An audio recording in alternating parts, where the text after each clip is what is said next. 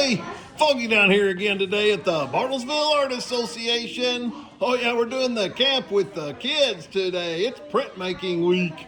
Oh, it's an active class. It's a lot of fun. Here's some of the artists now. Hey, how's it going, everybody?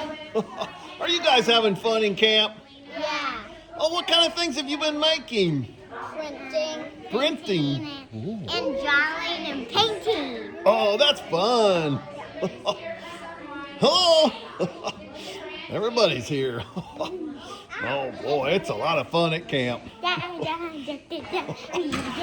Very active. Hello. What have you been making today? We're printing. Yeah, what are you printing a picture of? We're not printing pictures. We are printing shirts. You're printing shirts? Oh, cool. A picture on a shirt, huh? That's cool. You probably wear the same size as Foggy does, don't you? Yes. Do you wear the same size? You're a little bigger than Foggy, aren't you? Oh, yeah. Foggy's pretty little. Flat, centered. Do you see this line here? I love that line. It kind of helps us establish the center. Your shirt, and we're going to practice without any ink first, okay?